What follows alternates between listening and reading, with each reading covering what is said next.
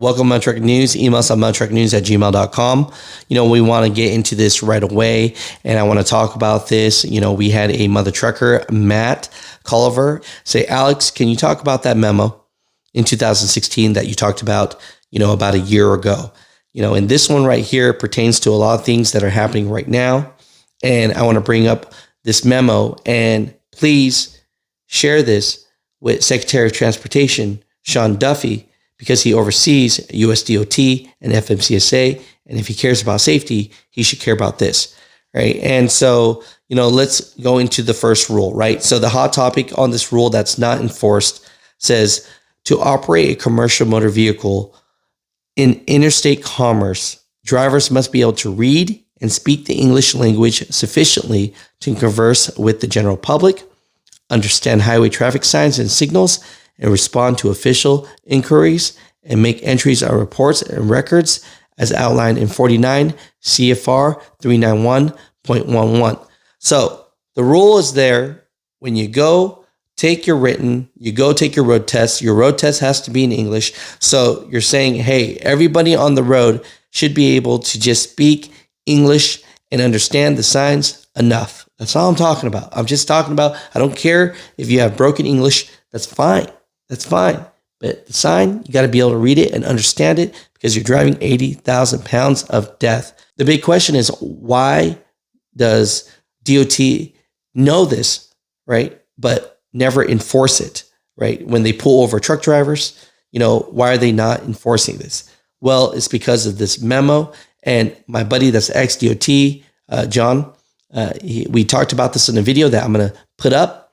So basically, they put out this memo to give direction to DOT officers on how they should operate in certain situations. Okay, so in the past, there was a memo that told them, hey, you could tell truck drivers, hey, read this book, read that sign, and they thought that that wasn't good enough. So in 2016, they have a new memo update, and this is what it states, and it's going to drive a lot of people wild on this, but it says, if the driver can communicate sufficiently to complete the inspection or investigation, she should not be cited for a violation of 391.11, of course, right?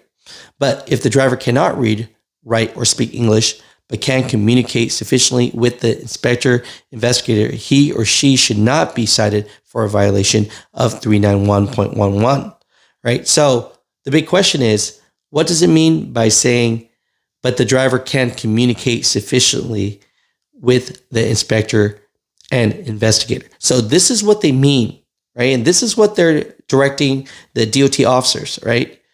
They can use tools to facilitate communication, such as interpreters, iSpeak cards, cue cards, smartphone applications, and on-call telephone interpretation services may be used when interacting with the driver. So, but it's simple.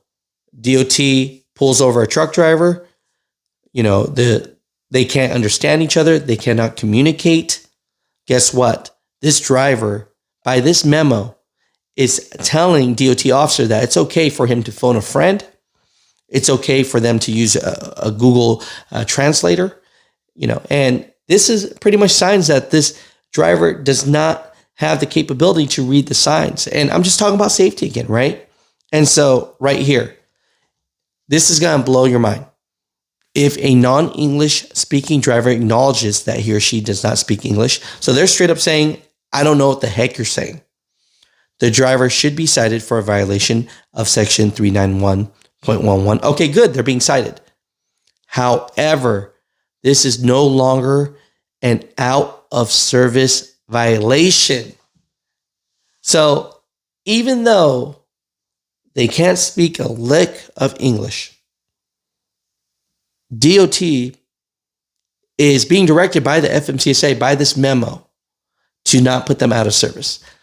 That is just so irresponsible. So I'm telling you guys, take a screenshot of this or show this memo. Take a screenshot of this memo. I'll have the memo at the very end with screenshots. And what I want you to do is go on X, and Sean Duffy is the Secretary of Transportation currently, and he oversees the FMCSA and USDOT. Tag Secretary of Transportation Sean Duffy, show him screenshots of this memo highlighting this. Why is it that they enforce when you get your driver's license, your CDL, you take your road test, you have to be able to do it in English, right? And there's a rule that says you have to just speak and just understand enough English to read the signs. But yet there's this memo here that says that if you pull someone over that says, and they're the one telling you that they do not understand you at all, you can cite them, but you're not allowed to put them out of service. This is a safety problem. So how the government does this, a lot of times they write regulations, and the regulations are pretty clear, so they don't need memos and guidance and everything. So let's read the regulation for English-speaking drivers first. This is a little slide here, but it's at the very bottom. Here's what it says in the regulation, basically the quote law. That driver must be able to read and speak the English language sufficiently to converse with the general public. Here's another one. To understand highway traffic signs and signals in the English language, to respond to official inquiries by like inspectors, and then they have to make entries on reports and records like logbooks, etc. But that's it. That's all the law says regarding this violation. So that leaves it up to interpretation. And there's a lot of inconsistency in enforcement when all you have is one sentence that is written exactly like that. So what does the government do? They come out with a memo, right? It's an English language proficiency memo. And they did that. In 2016, we have our current memorandum for English language proficiency. This isn't interpretations like personal conveyances or adverse conditions and agricultural exemption. This is an internal memo on how they want enforcement to handle these inspections. Pretty crazy. Can you break down what the memo says? 100%. So this is the most current memo.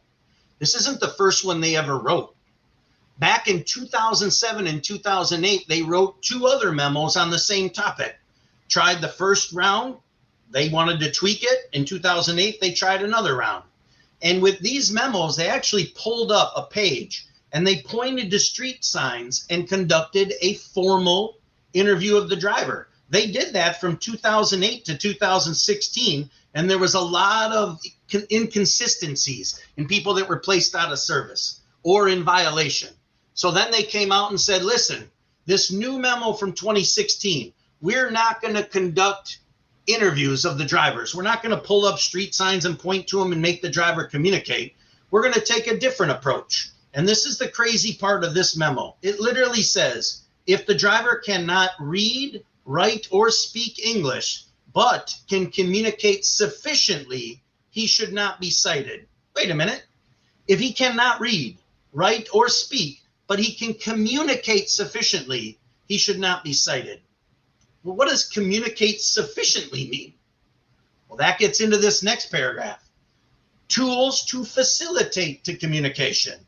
Interpreters, iSpeak cards, cue cards, smartphone apps. They can take their iPhone or their Samsung, whatever your preference is, go on their little app and talk into it with the inspector and use that to pass the inspection. You can actually hire an on-call interpretation service. Look at the last sentence, mother trucker. Use of these devices, meaning interpreters, speak cards, smartphone apps, does not constitute a violation. So no more formal interviews. Even if you can't read, write, or speak, but you can set yourself up with these tools, you should not be cited. I'm sure a lot of our listeners are going to be listening to this and watching this, and they're going to be extremely shocked about this. And so, one thing I can say to you is, if you keep on saying you're worried about something, well, hey, if this memo is something that doesn't make you happy, then talk to your associations, talk to your state association that you're in.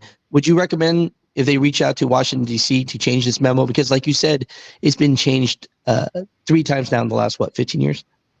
Yeah, since 2007, we've had 3 versions of this memo, and they're always somewhat different. Now, where does a memo, an internal enforcement memo, differ from interpretation like personal conveyance? That interpretation like personal conveyance has to go through a whole basically rulemaking-ish process. You need a federal register. You need to get comments to the register. you got to do a final notice in a Federal Register, and then it becomes an official interpretation. That's not what this is. This is simply an employee and or a body of employees in Washington, D.C. that published a memorandum to give to enforcement, teaching them how to apply that regulation to roadside inspections. And they're allowed to use these interpreters. So how do you change this? You got to get Washington, D.C. to change this memo if you don't like it. If you're you work the rail, you go to your rail yard association, your intermodal association. If you do flatbed, go to your flatbed association. If you're a tanker, go to your tanker association. No matter what kind of trucking you do, go to your associations and have your associations put some pressure on the government to get this changed if that's what you want. I would assume that there are several questionable English-speaking drivers out there that don't want this changed because they use these services and these tools to pass the inspection and continue to drive.